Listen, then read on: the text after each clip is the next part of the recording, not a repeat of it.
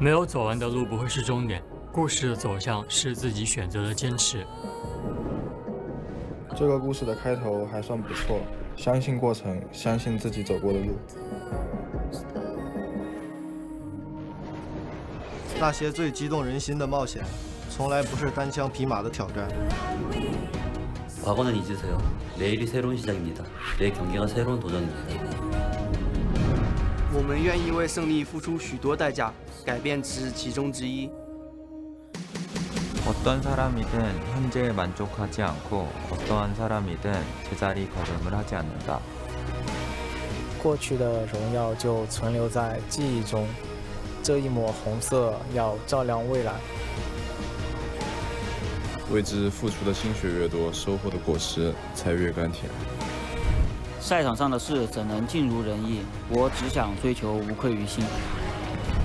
保持微笑，胜利总会专顾你。在尝过赢得一切的滋味之后，你绝对不会甘心做第二名。尖矛和利刃是勇者的武器，也有最坚硬的盾和扬起风帆的大旗。如果翻不过这座山， 他们就听不到你的故事。这个故事的结局将由我们来谱写。为了无悔，为了胜利，为了站在世界这边。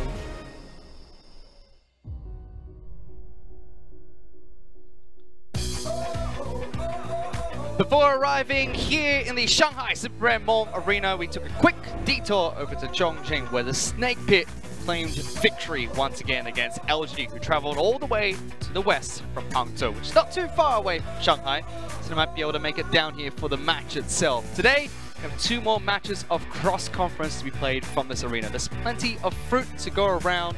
Watermelon is in season here, so is mangosteen, and everything is absolutely delicious. Doritos being thrown up in the air, is being crunched as well, so spam them in the Twitch chat.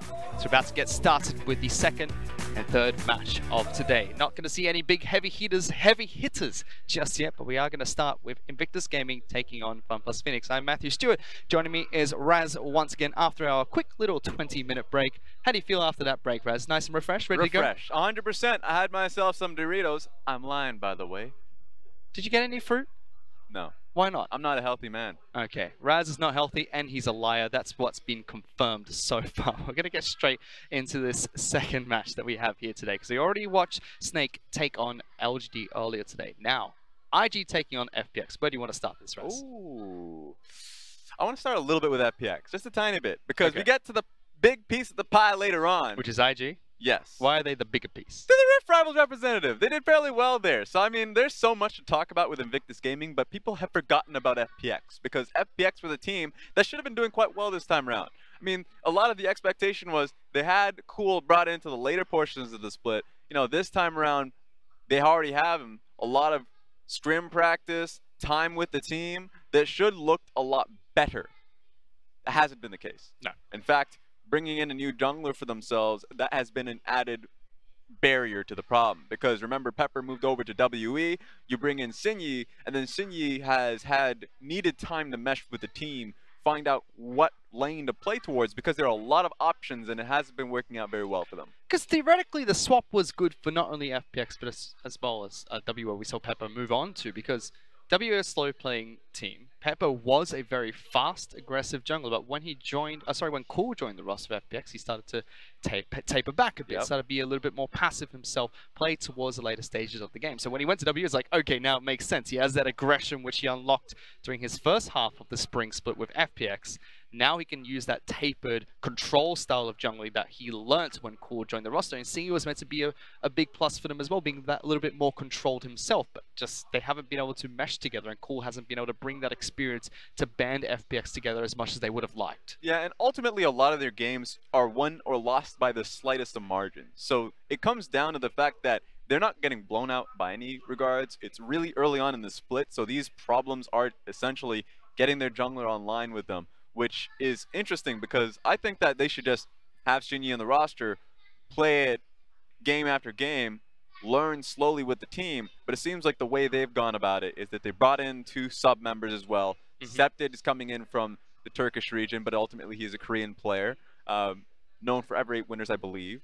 And then also bringing in an LMS jungler, Alex, from formerly of J Team. So they've decided, rather than going the long run with this current lineup, that they're going to have insurance policies for if an individual plays poorly, they have someone up to take that position. Which is scary because cross-conference is the time to try and solidify your position on the table and fight for a playoff spot or a top finish in your own conference. Whereas for the FPX, they've really been struggling. They were trying to rebrand during Spring Split, bringing in Cool. We thought was a good addition. We thought that would help them out throughout the break they got during Rift Rivals as well as MSI.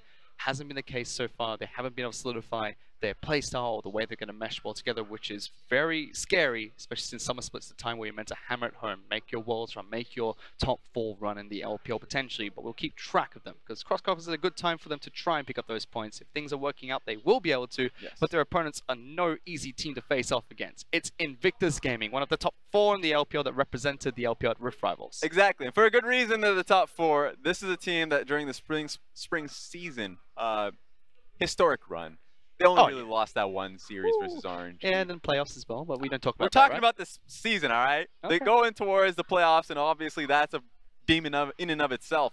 But this roster is very strong. So going up against IG, there's a real question of where does IG really place? Are they a 4th place team because they were the 4th seed in Rift Rivals? A lot of people say, hell no. It was Rogue Warriors that were the worst team, but it was how they finished in playoffs is how they placed in Rift Rivals. But if you ask me where Invictus Gaming place, I would say that they're a top 2 team in the league. They just need to run their core members. The Shy is someone we need to see being run more often, and I think that's where we start to see the true Invictus Gaming. And we also get to see the Shy play alongside someone like Rookie. Even though Duke's been playing a little bit more for IG, the main spotlight always falls towards the mid laner. He's up against Cool. These are 2 veterans from the side of Invictus Gaming. Even FPX bring in Cool in the latter half of Spring Split. Yeah, so both of these members are going to be the core of the lineup. Looking towards the matchup between both of them, real fun to watch. Rookie has been obviously getting much better. First place in CS difference at 10 is something that we always talk about in Invictus Gaming's playstyle. Win hard early on in the game, and they've been going real true with that. When it comes towards Cool, historically career kills matter. 3rd place because he has a very long, lengthy career, but this split hasn't been a strong one for him. No, has not so far, but he's just started this year with FPS. Latter half of spring, now playing throughout summer up against Rookie, no easy task. I mean, he's performed so well at Rift Rivals, he's looking to continue his dominance, moving back into cross-conference here in the LPL. We have to keep track of how these 2 mid laners face off against one another.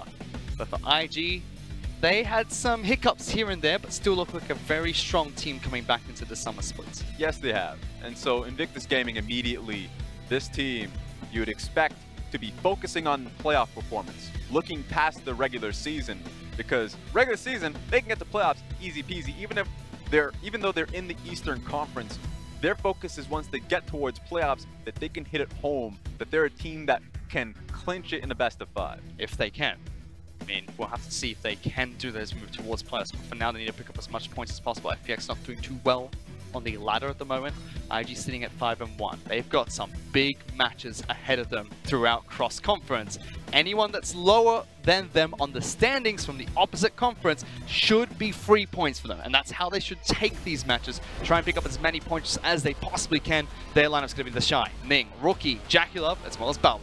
Yeah, putting the Shy back into the lineup, this is what Invictus Gaming should be from this point forward. We'll have to see if that shakes up that way. Whereas for FPX is Gimgoon, Alex, Cool, LWX, as well as Chris. Remember, J-Team jungler from the LMS, Alex being brought in, strong mechanically. And we'll have to see if he can mesh with the team. And even though he's been brought in recently for the side of FPX, this is a roster that has a ton of experience when it comes to the players, the individual players of the team. Yes, they're a new formed squad, a lot of them still trying to mesh together, but both sides, lots of experience in the LPL and in professional play. Yeah, the experience between the both of them is something to look towards because Invictus Gaming is a fairly young team. So when you look towards IG, immediately what catches you is the fact that they have, top lane, jungle, bottom lane. This is all counting the Shy being well below 2 years of experience. While FPX, I would say FPX immediately a fairly well-tuned roster. Immediately what calls out to you is the Cool having 6 years of competitive experience. Immediately top lane, Gimgoon, not a lot of people talk about him, but he's been around the league for quite some time, 5 years, 4.5 to be exact. So combined years, 15. That's a lot. Yep. And the people that have been really introduced to the scene, the Xingyi, LWX, and Crisp, have been there for about a 1.5. I mean, that's a little bit. But they're no rookies. Exactly. It's been here for more than a season. Can't say the same for Invictus Gaming. That's where my criticisms lie towards IG. Because we can look towards Rookie and be like, okay, Rookie's been a staple mid laner in the LPL for quite some time now. He's been a staple League of Legends player for a long time as well. But for the rest of the roster, not as much. And so the Shy has had his moments last year where you can tell the spotlight really affected him and his performance in playoffs. When he's supposed to be team fighting a lot more effectively, he falls off. Same questions towards Jackie Love. In pressure situation going up against Uzi, falls. So this team, while behind so many questions, because they're known as a fantastic early game team, but really when you're supposed to come from behind, or when you're in those pressure situations and the crowd is coming at you, that's where Invictus Gaming have problems. And even if they were to be sent internationally, obviously the crowd, the audience, the fans still want those questions answered. And we've seen Jackie Love's been vocal about that after their loss to RNG and eventually their loss in the 3rd, 4th place match during Spring Split to Rogue Warriors, but how it did affect him. He is a younger player, well known as a streamer before he joined Invictus Gaming, but that's not the only AD carry that's played IG in that same sense. West had the same story last split in summer when they were trying to make their Worlds run, and it's even affecting their veteran of Rookie. 5 years of experience, but even the loss to RNG got to him, which is a big, shaky trouble for Invictus Gaming. Yeah, so ultimately the answer to resolve this isn't an easy one. It's you got to put them on the roster. You have to put them in these games so they can have the experience, have these games that they're having right now. Well, they're up against FPX. We're going to get into the match shortly, so let's send it over to our casters. 我凤凰的精神就是不畏挑战，燃烧青春。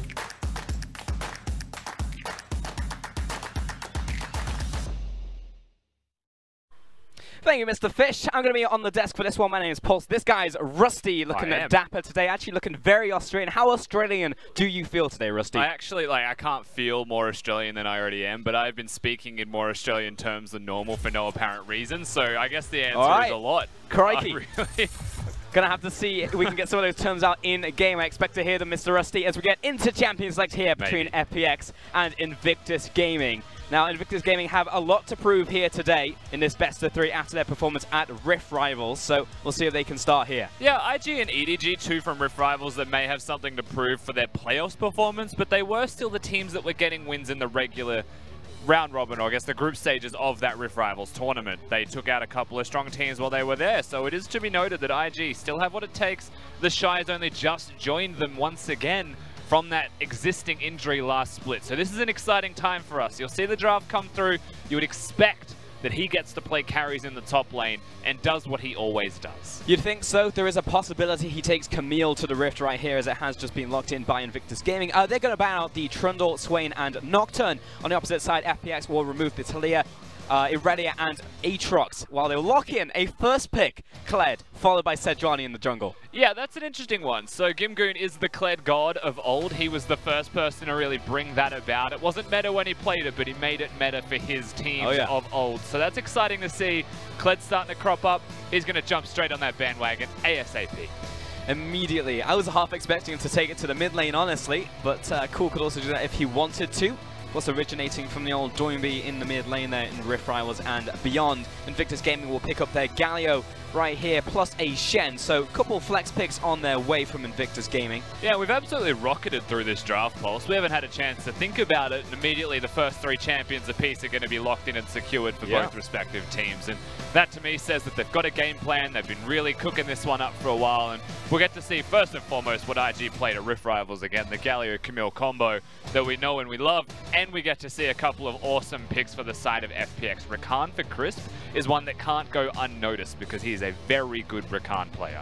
They definitely do have a plan, and by Jove, they're going to stick to it right here. As you said, Rakan picked up for Crisp right here. FPX will remove the part of the bounty bottom lane, including the Draven, plus the Lucian coming out there as well from FPX. Xayah removed from LWX, so really just hitting hard at those AD carries. Now, last time we actually saw the Draven come out from JackeyLove, I remember the gauntlet was thrown over in Beijing when he was taking on Uzi. Now, Uzi picked up the vein and said, just kidding, I'm going to the top lane to screw your Mundo. Yeah, so, didn't go so well for him, but we'll see how he does in this game without it. Vladimir will be the final ban from Invictus. And you would expect JackeyLove, one of those players that does want to pick the ADs, and with all of those banned from him, including the one that they banned of the Xayah, I wouldn't be surprised to see LWX take the Ezreal and throw the gauntlet down. So what are you going to play in that AD carry position? When firstly I have a Rakan, and secondly my AD carry is safe regardless, and it may be the only good one left that he really wants to pick. Well, what's in the gauntlet? Looks like it's an Ezreal right here. So maybe a little flashbacks there from JackeyLove, the Uzi pick of old, even though he'll just pick it no matter what the meta is. Invictus game back over to them. Looking towards perhaps their bottom lane, could be like a Morgana or a Shen going down there, giving the Shy a carry. Lots of opportunities here, Rusty. Yeah, Morgana and Shen is a very oppressive bottom lane 2v2. Shen always has kill threat and is one of the strongest 2v2 champions, so you're definitely going to be seeing that one go towards a support role if everything goes according to plan. Shen may consider going against the Kled. It's not a hard counter by any means, but it is hard to get the violent tendencies off, and that's a big part of winning lanes for Kled. So IG still have the capabilities of a flex, however they have to reveal that in the next 10 seconds. They do indeed. It was Ashe at the end of the day right here. So it could be an Ashe Shen bottom lane. There comes a Mundo as well. So that definitely changes a couple things up. Expecting the Mundo to go into the top lane. Jungle, Galio into the mid lane. And a Vel'Koz, our first one of the LPL this split.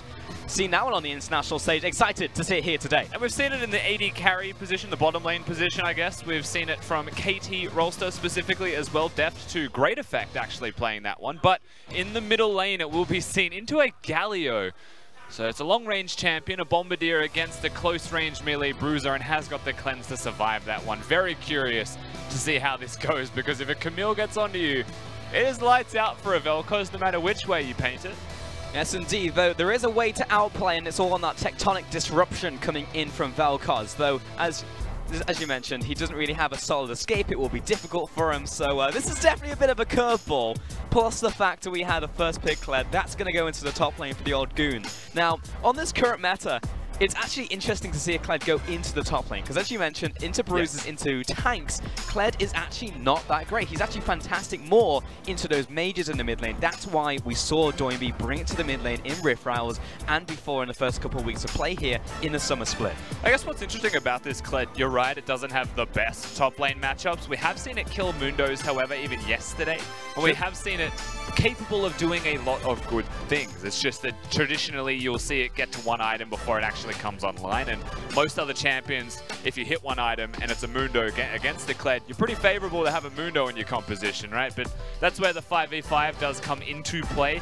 Kled, a massive damage dealing bruiser that engages for you, as can their support in the Rakan. So they've got 2 engage options for the team. That means they can actually support even the Sejuani thrown into the mix. It's all about having a big aggressive forward moving front line to enable the Vel'Koz and the Ezreal to deal their poke damage. Now, Rusty, we've got to address the big void creature in the room, and that's Vel'Koz in the mid lane. Why would you round out a composition with Vel'Koz right here? I mean, I'll be honest with you, I think Vel'Koz is one of the riskiest picks that we've seen at the moment. I would say that there are other options in the middle lane for certain, but for what the Vel'Koz can do, it absolutely shreds tanks. You can build the Morellos from long range, deal true damage and prevent healing, so that's always powerful. High team fight damage as well with the front line protecting you, and one of the biggest risks of a Vel'Koz is that you don't have mobility and that you are squishy. So if you've got all of those people that can stand in front of you, a front to back team fight style can happen, then you are sitting pretty if you actually can make that work.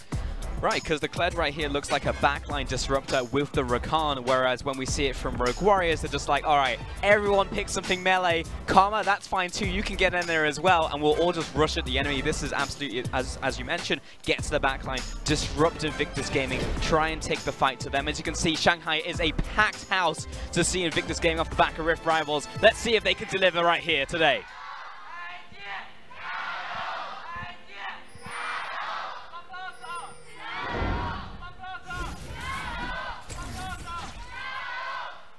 couple of Galio-looking statues there, but there is one of them on the Rift in this first game as well. Rookie to be playing that one, and if you didn't see Rift Rivals, you Go might back have and watch it. Yeah, you might have at least seen the highlight reel that he was able to put together, Rookie, when it came to team fighting. And it's always with this darn skin. Of all skins, man, this is the one he chooses. This particular Chroma is the one that gets me. Which I think one's the your skin favorite? Is great.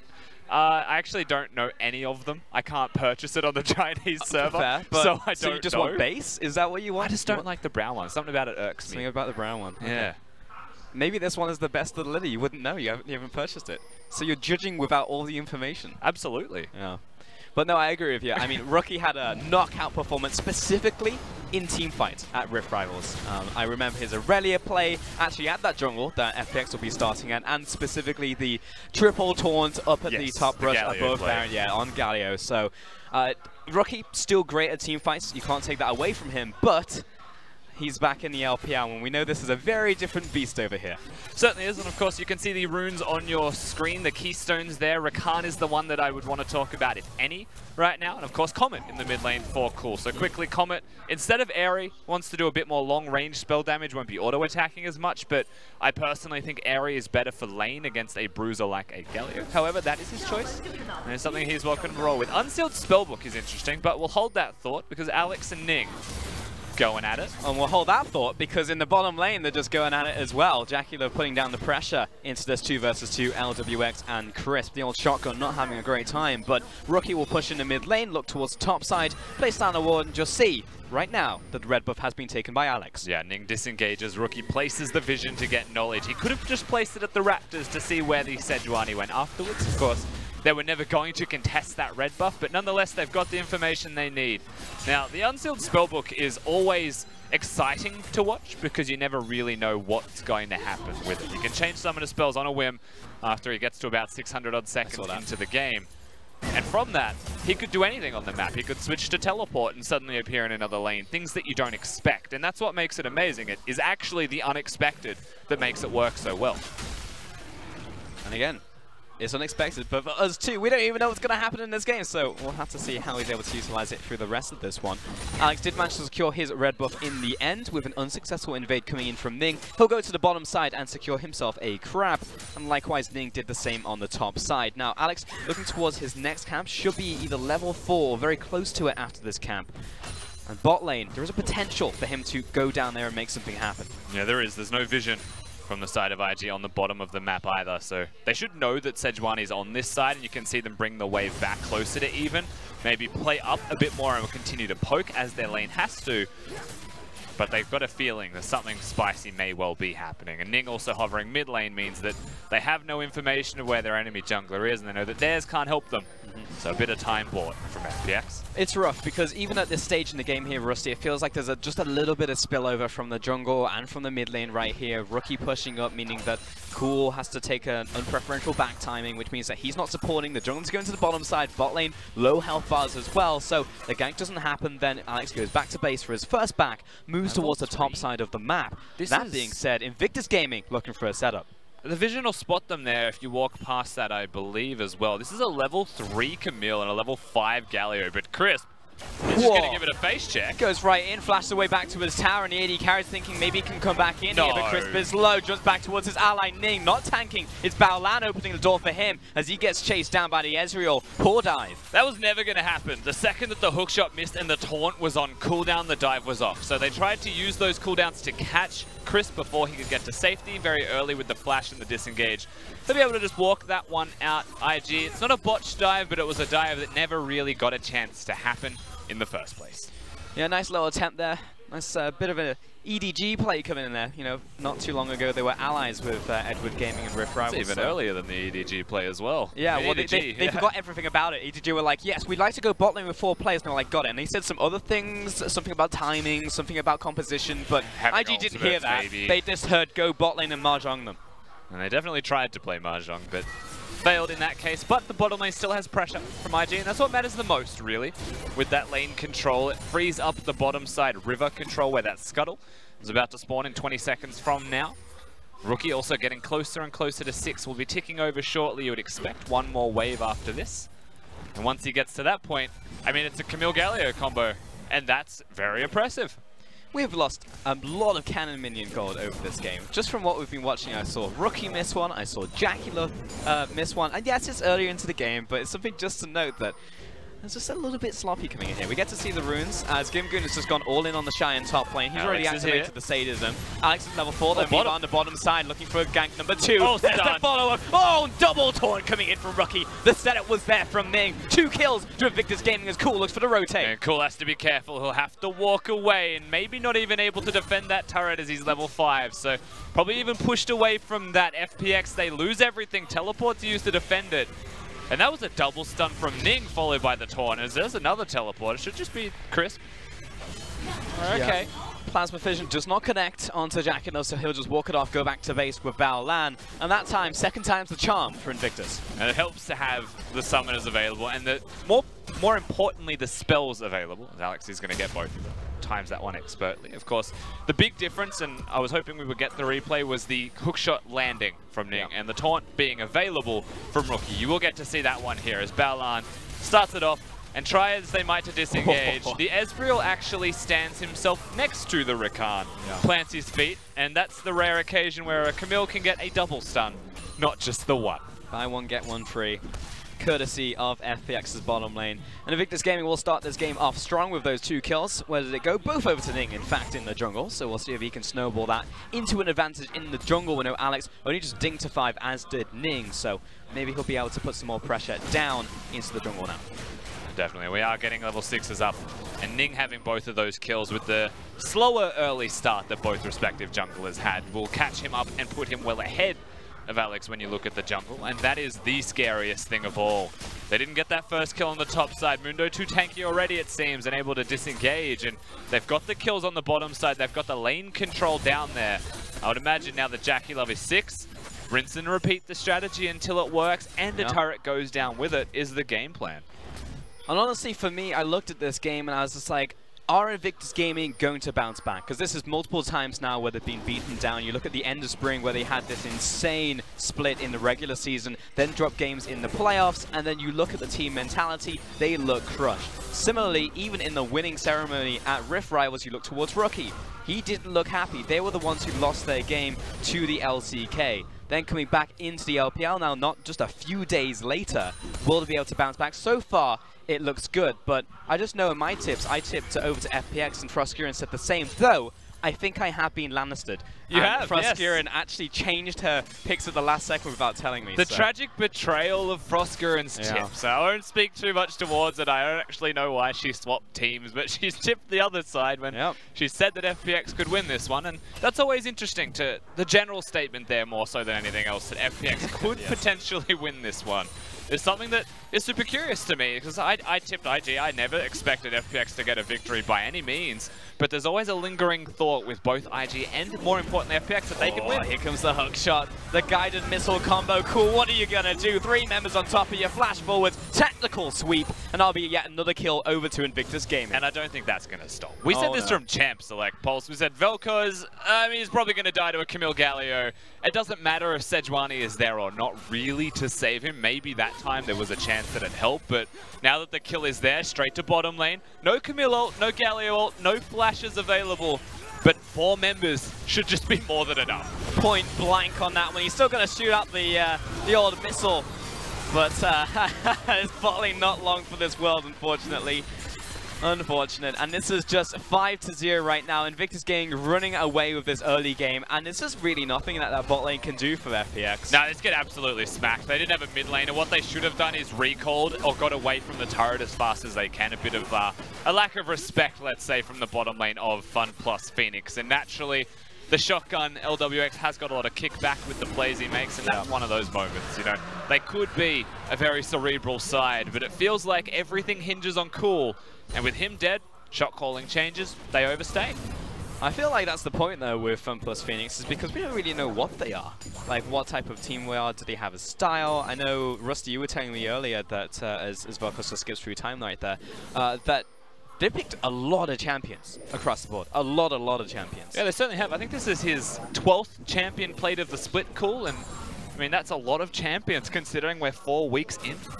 the fact that that is a differing place, and like mid lane obviously is a big central point of team compositions in the first place, is always a curious thing to explore here. For me, I just don't know what their identity is. I think they're still discovering it, and they haven't settled on anything, especially in a meta like this. So ultimately, we have to see how they continue to grow. But in this game, in this particular instance, there's not a lot of growing that they can really show or do, as on IG's control they play. I mean, that's it, really. It's all over to Invictus Gaming. The ball is firmly in their court. What are they going to do with it? That's the question in the next setup. We're at 11 minutes into the game, and they are so far ahead. This is actually still a perfect game coming in from IG. And then we do have to make them the protagonist of this story. You know, can they actually close in a timely fashion? We know they have this kind of ghetto lane kingdom where they have these lanes spilling over into the others. I know FLICKR had her own term over at Rift Rivals. We'll avoid that one, so FLICKR is welcome to use that as she pleases. But IG, you're right, it is Lane Kingdom. Lane to victory, and right now it's not even the Shy doing it. We came in today, and him playing instead of Duke, we'd be like, well, there's a carry in the top lane, IG. Their whole identity shifts, and as a result of that, I was actually expecting growing pains, and if I was to give FPX any kind of advantage, it was that IG are trying to redesign themselves around the Shy, but he's a Mundo. They haven't even looked top lane. They've placed some vision, but that's about it. Yeah. And they're still hard carrying on the rest of the map, so IG look wonderful. I mean, in fact, the Shy diffused a gank of his own. Remember, Alex came up there at level 4, nothing happened. He was just like, alright, I pop my ultimate and just run away from you. And that was everything burnt on that play. Likewise, play made in the bottom side in Invictus Gaming, that's where they springboarded from. But even in the summer right here, they have great stats. They've been doing well. They were one of our top 4 teams. In fact, all 4 of the top 4 teams in the LPL went to Rift Rivals, highest jungle percentage, goal differential at 15, CS differential at 15. It's everything is ahead of the clock. Even the average game time is one of the lowest, first in the league at 28 minutes. I think their biggest rivals for average game time is LGD, but that's in losses for LGD. Yes. So for IG to be 5-1 and have like the fastest average game time right now is very impressive from them, and that is, I think you can call them what you like. I'd like to call them 5 Forgivens, and together they make IG. Yeah. As Lane Kingdom is the best way to describe them. It is right now. Of course, the question mark is still over the Shy in the top lane, but so far he's on a tank and he's just doing what he needs to. Rookie pushing up in the mid lane, gonna plant cool in his feet, though right now Crisp is behind, looking for potential ultimate, doesn't have flash though. So low on resources FPX if they want to try and defend here, and that means that Invictus Gaming move upriver. Ward. Hit it. Hit the ward. And Ning is going to go to the red buff right here and take this one away. Alex is going to walk around the corner. He's going to be opened up on tactical missile once again. Alex, I want out of this one, but there is no escape. Goodbye, Alex. No hope for the Sejuani, just going to go down. Red buff will be secured this time from Ning. Of course, the last one was contested by Alex and he took it away. And whilst Alex knew that there was something fishy going on, you can see that ward placed. Not even into the bush in time. He was jumped on too soon and just completely taken down. Alex may be regretting that he was there at all. Honestly, maybe regretting joining the LPL. I don't think he is. Came in from the LMS, out from J Team, and had a great opening game up against OMG 2-0. They actually have some notes about that game, Pulse. It was that Alex joins FPX 2-0 OMG. Yep. Alex plays Trundle. Alex has a tier. That's the only things I took from that game. I'm still not sure why he has a tier, but they won, and Alex didn't look by any means bad. It's just that now he's gone up a peg. He's against the higher caliber of team, and IG are really putting on a clinic, and we haven't seen Alex besides that death. Unfortunately. And again, 6-0, that's another invade going well to Invictus Gaming. It's only that initial invade that didn't work out for them. And so far, it's just advantage after advantage, and FPX are slowly giving up ground across the board. Maybe this mid lane tower would be the bastion of hope you would look towards if you're a FunPlus fan. Yeah. But now that Herald has been picked up, you can probably bet your top dollar you know where that Herald's going to go. So the one thing that you take here for FPX's solace of the fact is that there is a cleanse in mid lane, which is good against the Galio engage and good against an Ashe engage. Crisp has also switched over to cleanse with his spellbook from Ignite. So in terms of disengaging for the next couple of minutes, absolutely possible. However, the reason I mention all of this is that IG will plant their bottom lane into the mid lane now, and they will threaten with the Ashe arrows. They can threaten a Galio Camille going anywhere else on the map. So whether that's top lane outer turret, bottom lane inner turret, or the mid lane dive, the map is their oyster. They can choose to go where they please. But cool, he's still a Vel'Koz. He still has an abundance of wave clear. He still has the cleanse, so the Ashe can't kill him. And that means that mid lane outer turret may last for quite some time. Yeah, so step one, get rid of his summoners, make a play. But FPX are here first. They have 3 members around the area, Ezreal on the backside. Of course, LPX will want to be arcane shifting forward so he can, you know, hit people with all those pellets coming out of that shotgun. But FPX know where Invictus Gaming want to be setting up for. Plus, Dragon is going to be spawning in 5 seconds from now. And the thing that Cleanse cannot get you out of is the Camille ultimate. Once she actually gets that down onto you, you're stuck. Cleanse what you'd like, you're going to be locked down from a Galio shortly after. That's the difference maker here, and that's one of the riskiest places to be a Vel'Koz in, as you want to be behind. I mean, traditionally, right, Vel'Koz is picked into a Zir or something that is really long range so that you can outrange it and have that actual threat. Now he's against the Galio. In a 1v1 sense, yeah, you'll do a lot of work, but this isn't a 1v1. Watching the Shy zone away Gimgoon right there. He's just trying to make it difficult for Gimgoon to find an easy teleport if they were going to go for a fight, but it didn't happen in the end, and he was even opening up space up there. And you can see that the farm is even, if not ahead, right here for the Shy. Ning just saying, hello, LWX, how are you doing? LWX knocks him down to half. And yeah, LWX says, good, thanks, how about you? Ning runs away. Gives him a banana, sends him packing, and Rocky will be there to meet him, give him a high five, and they're going to walk it over to the mid lane. Here's Alex over the wall here in the old chicken camp. Potential for a flank with that prison. And there's Shelly. Shelly's rocking out mid lane. That's going to probably break this turret as well. They've already got enough damage on it, so one charge is all she takes, and that's all she wrote for the turret. Rookie also threatening for dives on the side. That's the thing that makes FPX careful, really hesitant to step up there, and they have to just give it. They do. I mean, it wasn't a second charge. It wasn't the most value, you know, Herald that I've seen in my life, though it was still bloody damn good. Took out the middle outer turret right here, the pivotal point here for Invictus Gaming to now push further into this jungle. And topside tower, not long for this world. Gimgoon will have to be evacuating his premise very, very shortly. Probably exit stage right on this one. IG will be very happy that there's finally a combat Drake coming up as well. They've got 2 Oceans, which is massive in the early game. Their sustain will be pretty ridiculous, honestly, that they've got 2 secured at 17 minutes. So they're set up to succeed, and if they can get this follow-up Infernal Drake as well, they've just scaled on FPX. And the window of opportunity, the way into this game, the entry, FPX, almost non-existent currently. They require mistakes from IG, and really, they're staring down the barrel of some scaling on them at rapid pace. Well, I have a potential way into this game. Now, I know you're a big fan of crosswords, Rusty, so it's a 4-letter word. The first letter is K, and the last letter is D. Likes to charge into battle and disrupt backlines. You've given me way too much information. I almost don't want to say the answer now. However, I don't know how that is really an entryway into this one, Pulse. The charge is... Look, it's a good thing, isn't it, that he could use it, but what's it gonna... Like, who against, firstly? When there's a Shen ultimate that is now available to save someone. And really, what I'd be looking at is that Gimgoon gets into the backline past the front line somehow and gets a flank off maybe to disrupt them with a teleport. And then even, like, you're against the Galio that could save them and a Shen that could save them. I feel like you've named the one thing that may give them entryway, but there's no damage to follow that entry up. You're not wrong. Hello, Ning is here by himself. Oh, get back here! Sit down!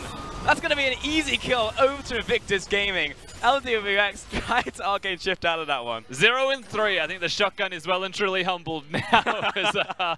Look, IG, they just get themselves the kill. Top lane outer turret is the place to be for them, and they should get that one pretty much for free. FPX trying in the middle lane to trade perhaps instead, but that snowball still continuing. Note that the perfect game still on board here for IG if they continue forwards in this current momentum.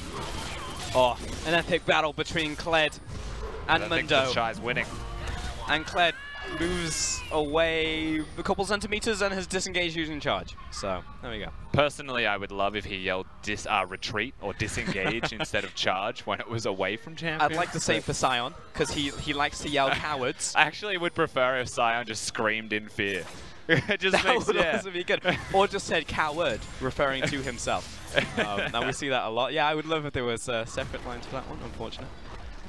But yeah, let's go back to that point. I mean, like, that is a way, right? Like, theoretically, if you go in the cannonball, you've got the Camille jumping in with the Shen on top, plus Rookie's Galio, and then Jackalover is exposed. Maybe that is a way in. But ultimately, most of this team is a tank. and they deal damage at the same time. So it's a catch-22. Like, you also look at Vel'Koz, and it's like, yeah, he's got true damage, he's got percent damage, and he's very far behind and has a Ludens. So again, it just seems like all the ways into this game are just not viable for FPX. There's not enough in the toolbox. Yeah, I'm willing to give you a solid maybe at best. Okay. You know? I'll take it. But really, there is no damage to follow it. And you're right, not only is Cool behind, but more so, like, think about the dynamics of a team fight. If he's not standing in the front line with an Ezreal, then they're not dealing damage, and it's just a Kled. And I don't think that's enough. If you wanted any other further indications that things are looking dire, note where FPX is standing and how they're trying to just camp in Fog of War to catch someone out. It's not an even footing game by any means right now. There's a whitewash. When in doubt, cheese them. And I think that might be what FPX needs to do. You know, sit in Fog of War, as you just mentioned. But you need to pull like an OMG. You need to sit in that brush for like a solid 90 seconds. You just gotta like wait there for a long time. He saw him walk that whole way and chose not to. I admire that. Restraint. Oh god, it's still self-control. Oh no! Don't do it again. Go back to Cool. Go back to Alex. The hunt is on. Oh, the taunt. Didn't see anything. It's fine. Didn't see anything at all. Smile and wave, boys. Invictus Gaming is clearing out this jungle, taking away all the vision. Strangle holding this one. As Chris is heading down into the mid lane once again. And you can tell, ladies and gentlemen, this is a Baron setup at 22 minutes. Gimgoon in the bottom lane with teleports, a piece on both top laners. But Invictus Gaming completely control the area. Yeah, IG definitely able to set up for Baron with absolute control. That's a lot of FPX's vision used just to get some kind of narrow vision placed. You can see where they're standing. That's as deep as they're willing to go. IG, they can choose. Do we want to hit the Baron? Do we want to kill them? And realistically, with a Camille Galio, you want to kill them. And you want to get at least one of them down, get a numbers advantage, and then use the gold lead you have to make up the difference. But look at how afraid FPX are. I don't think they'll even check the area. Third cannon missed that we've seen this game. Invictus Gaming will walk into the jungle, take away the control. Well, that was just freshly planted from FPX. And they've got one left. And that is in the pockets of Rakan. Yep. And then they're staring at 4 control wards in the whole area to navigate before they even get to it. I think there's supposed to be a free Infernal Drake during all of that time. The fact that like the only thing I can criticize Invictus Gaming for over this game is the fact they've missed 3 cannon minions really says something about how well Invictus Gaming have been playing out this game. Yes, there was a botched invade, a botched dive at the start of the game from Invictus, but right now, still a perfect game. This is about to be Nah, I got it. No, this is another dragon over to Invictus Gaming. 25 gold towers in the pockets of Nick. Yeah. He's feeling real good about himself. It was close, but close doesn't secure the Infernal Dragon. Was that right? Blind as well from it had to be. Yeah, he doesn't have vision of anything. That's true. Yeah, it's pretty much 5 Lee Sins right now on FPX. Because that was perfect timing out for me. If that was a early smite coming from Ning, it would have been gone. So. Yeah, definitely. I mean, not to be. That's a silver lining of an absolute disaster right now. The perfect game's still on. You mentioned 11 minutes, and I was, you know what? I'm not going to give the words perfect game time of day. That's how I feel about that phrase at 11 minutes in the game, because it's the LPL and things will go wrong. You just don't know when or where, but you know that it will. However, 13 minutes later, nothing's gone wrong. IG still actually looking at a perfect game, and now it's a very real possibility. And the gold league creeps up to 7K. I mean, it almost feels like a nature documentary, to be honest, because we haven't had any like full-on fights. We've had maybe a couple skirmishes, but it's mostly been picks over to Invictus Gaming. I want more blood in this game for the crowd at the very least. There's 500 people sat in this audience, and they're just like, can you fight, please? You know those salmon that go up the waterfall and the bears try and like snatch them? Yes, jumping salmon. Yeah. That's what we're looking at, but the salmon haven't started jumping yet. Right. They're like baiting them in the edge of the waterfall. They're going to jump up soon, and that's when IG will just like snatch them up and eat all the salmon. FPX or the salmon? Yeah. And IG are the bat? Yeah. Right, okay. Well, the 5 bears against the 1,000,000 salmon. And what's the waterfall? Is that Baron? Or is this the lead up to Baron, the ramp maybe? I'd just say the vision.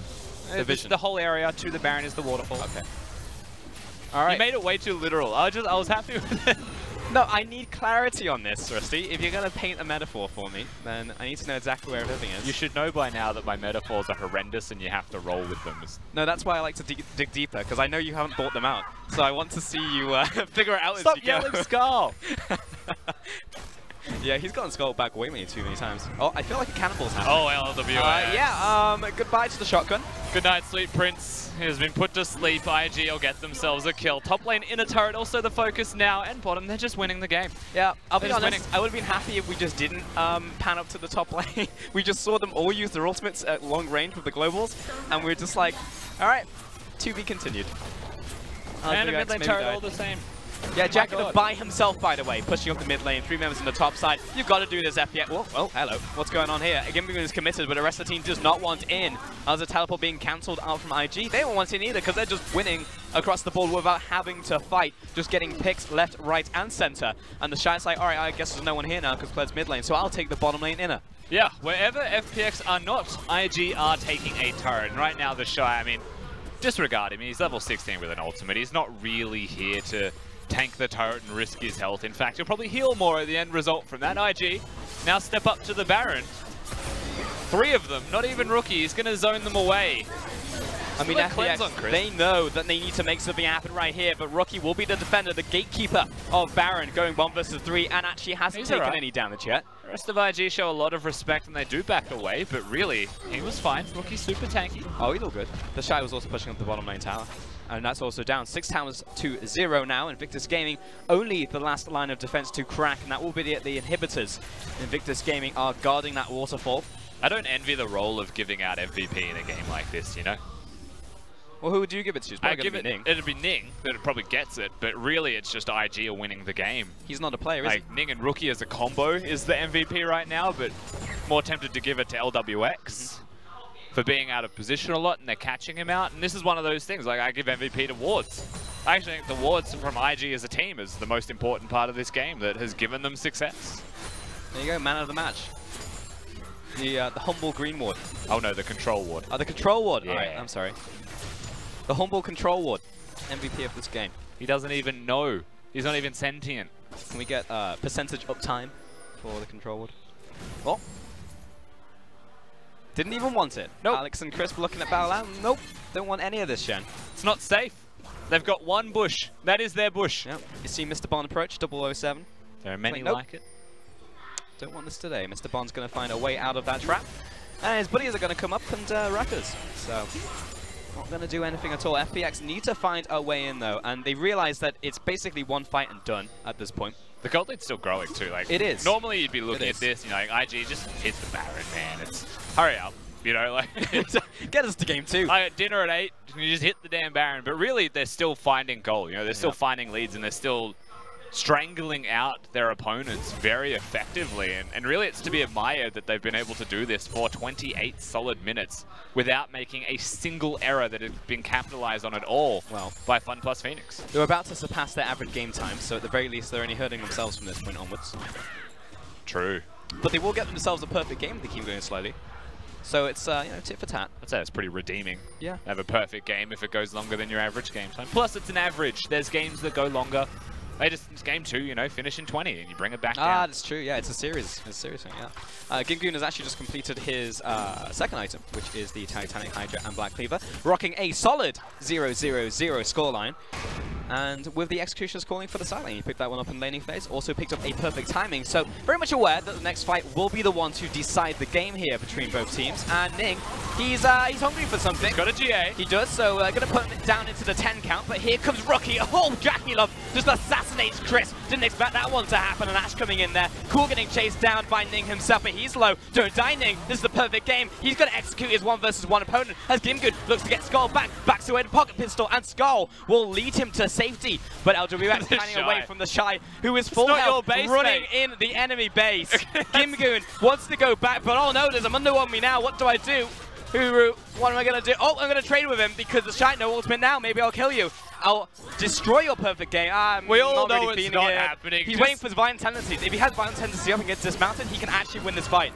He's going to chase after, follows with the Q. We all know it's not happening. LPX behind him as well, chasing down the Shy. 50 seconds left and ultimate has... he's got Warmers back. So that was probably the most exciting thing in this game, was the Shy having fun and almost being in range of dying, but not dying at all. Baron secured by IG as well, and perfect game still continues for them. 30 minutes in, 11-0. and a 16,000 gold lead without the base even being broken. We're getting close to like gold lead records at the end of a game. We are indeed. I mean, honestly, Gaming, just do it, man. I know you're waiting for Van Tendency so you can dismount and get the 4 proc plus the pocket pistol, which is an instant remount on Skull, by the way. Got that fact from Clement Industries. But just go for it. Just rush at your opponent. You have faster movement speed. There's a potential for you to keep the Warmogs off cooldown, and you break the perfect game because we're 30 minutes in. And yeah, we have a 15,000 gold lead. Baron's just being picked up, and surely that will be the biggest nail in the smallest of coffins that I've ever seen. You know, there comes a time when you're so far behind that really your decision-making tree is, you know, what do I do when 10 game behind, right? I can sit there and I can wait for my opponents to make a mistake, and then we have to play perfectly, of course, to get the kill, but we can still wait for that mistake to happen. Sure. With a team like IG so far, they're not even making mistakes, but they are getting incrementally more and more confident, and there's a time where perhaps there's overconfidence. So I'm not sure exactly what FPX are thinking. For me, when you're this far behind, you can probably afford to play overly aggressive and make down-trending trades. Yeah. Because as long as it's a trade, it's still something that you're gaining. But in this case, I think that they're opting towards the opposite side of that coin, where instead of forcing things, they are hoping IG make mistakes, and really they're not making mistakes. No, it's kind of chipping away. Top tower goes down to the jungler of Ning, who was 7-0 and 2. Alright, there's like a minute left. Who's going to die? Oh, it might be the Shy. Can I bet on him? Oh, no, he's just gone into the perfect timing in the base, and that it was. So who's going to die? Alright. From IG. Ning, maybe. Right, oh, he's just killed the mid laner by himself. Here comes a cannonball right on top of him. Goes in for a bit of a dive there, and that's going to be 2 kills to Invictus Gaming. FPX scram back to their fountain, and the Shy just running rampant in the base. Yeah, Cleavers at the Nexus is about the game here for the Shy, and for the rest of IG, it's about ending as easily as they like, still pushing forwards, but FPX sit in the base. They're done. Cleavers at base sounds like a great band name, but the gang's all here. Invictus Gaming onto the Nexus, and there it is, 32 minutes, and it's a perfect game to Invictus Gaming. Squeaky clean performance there from IG. You can't really fault them for anything at all. The Shy comes back into the side, and they're not contested, they're not threatened. Nothing really at all from the side of FPX. Like Ned Flanders on a snow trip. We already had that reference today, and we actually had Flandre play on the top lane, so as Professor Oak would say, now is not the time to use that. 2-for-1 special. All right. We got one of those in the bar, man, that double knock-up from Ning. Whew. We got a lot of good things from IG, and to be honest with you, man, it was slow, it was clean, it was methodical, and very calculated from them, and they just suffocated FPX into submission. Not even a chance to fight, not even a chance to use a Rakan, Kled, and a Sejuani, 3 massive engage tools in a team composition to engage. It just never happened. Have you ever seen a smoother graph in your life, Rusty? It's almost a line graph. That's pretty solid. Yep. I'm a fan of that. Perfect. Coming in from Invictus Gaming in every sense of the word. Yeah. And yeah, that's pretty much it, to be honest. I mean, FPX was kind of rolled over and died. They looked for a couple opportunities to jump in. Gimgoon rushes towards them in the mid lane. Everyone else pulls out immediately, as Gimgoon is still committed. And that was pretty much it. Yeah, the Shy even topping the damage there for IG, but don't be fooled, he was hitting a Kled the entire time, so it's a bit inflated from the 1v1 matchup. The Jackie Love actually did a significant amount, so that is something to be commended here from IG. And you'll notice that even though Ning and Rookie have less damage than their respective people around them, their combo was what won them the game, what started the snowball, and this is a combo we saw from IG at Rift Rivals. This is a combo that I am very surprised we saw getting through the draft and then picked by IG without being taken away, and then it just successfully wins, and that's very simple for them to execute on. We've seen it work from them in the past. I mean, you open up the textbook of how you want a cannonball composition to work, and right here is this game from Invictus Gaming versus FPX. So if anyone wants to know how this composition is meant to work, it's exactly this one. Well, that's going to do it from us. I'm going to send it over to the analyst desk to take a look at that perfect game 1. Thanks, guys, and it was an absolute shellacking coming out from Invictus Gaming. FPX tried to hold on as long as they possibly could, but that's all they could do. Not a single kill went to the FPX squad, not a single major objective taken either. Yeah, it was rough. It was rough for FPX. I think a lot of people face Invictus Gaming's rough early game, but then that's a good example of the confidence that they would have pushing forward their vision control when they have the pressure being placed down. So a lot of teams are like, all right, let's actually just build for late game. Hopefully we get to that point. But IG, we even showed a statistic within the game, really early game times, 28 minutes off of that one. And it's even better this split. So yes, that's what happens in FPX going in game 2 with that in mind. Almost feels like IG slowed it down slightly towards the end there to make sure they could clinch that perfect game. But I really want to take a look at the early skirmishes and the early dives that we saw coming out from Invictus Gaming, because every part of this game was very clean, all the way from the initial setup to the final fights. Yeah, the execution was proper and the setup was even better. So Vel'Koz, I mean, sure, he came in late, but there was no way for him to come in earlier than he should have, because the dives were guaranteed. Camille followed up with the Galio, didn't even need to utilize his ulti. In fact, it was just going towards the mid lane most of the time, where Vel'Koz was taking the brute force of it really early on. So Vel'Koz is going to be slower to go to the bottom lane, because now he has to deal with the tempo advantage that Galio has pushing up mid lane wave. So obviously Vel'Koz ain't going to have teleport, so he's going to have to, I'm not going to say walk, what does he do? Flabber all the way down to the bottom lane. They tried to, but the combo that Rusty was talking about, Ning as well as Rookie on the Camille and Galio, was just a little bit too difficult to stop. And eventually got to the point where IG could pretty much do what they wanted to with this combination to win the match. Even to the point where Ning died didn't die a couple of times, had GA popped a couple of times and was still able to win the fight. Yeah, you don't even have to touch Baron at this instance. As long as you go in towards red side jungle, have full vision control, what is FPX going to do? They have to check it. So they keep walking into a Camille Galio combination with a Mundo who's just trudging along. So 100%, it was a perfect game for a reason. The vision control that you had was so strong that FPX, at their best look here in this team fight, have no chance up against the IG. This was their one chance to try and pull it back to their favor. They take down Ning, get his Guardian Angel gone, but even off the back of that, they still got chased down. There's a Dr. Mundo inside their base as well, making sure it's even more difficult for them to recall. Yep. He doesn't die yet, a Warmog's arm at the end as well.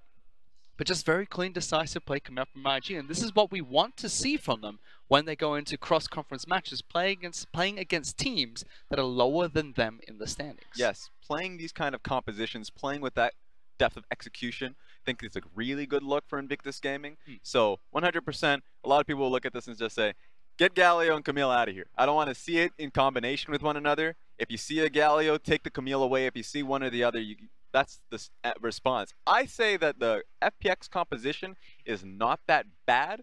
I think it's very safe in the sense that they're just looking for late game scaling. So they're trying to push back on a lot of the pressure. The first step has to be protecting Vel'Koz.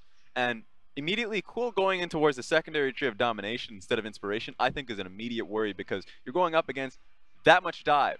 The Shen on top of the Galio, on top of the Camille, is going to kill you, so you need a stopwatch, and not having to purchase it with 600 gold is nice. So Cleanse Flash is good. Add the stopwatch in there, you'll be even better. Even then, it wasn't the lane that IG decided they had to attack. They attacked bottom lane twice. That's where they picked up their leads and used the snowball to try and attack the rest of the lanes from FPX side of the map. And that was what was crucial for them being able to pick up this victory. FPX, yes, looked like they had a late game composition that could fight back, but were not able to do so in game number 1. And off the back of his Camille performance, Ning picks up MVP.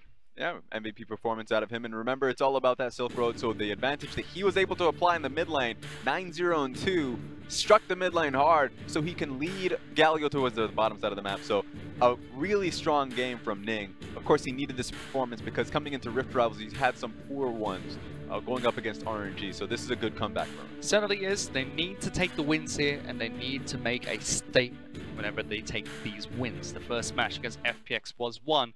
How do they continue this domination going into game 2, and what do FPX have to do to stop it? Prove to FPX that it's not about the draft. Prove that they can actually go with a scaling composition as well and still hammer home the major objectives of Baron and Dragon. So FPX, what can they stop it? Play cleaner and protect your mid lane. Well, let's see if they can protect their mid laner, of course, because Rookie was styling on people in that first match. We're going into a quick break. Back with game 2 in just a bit. 这个夏天 ，IG 有太多东西需要证明，请大家拭目以待。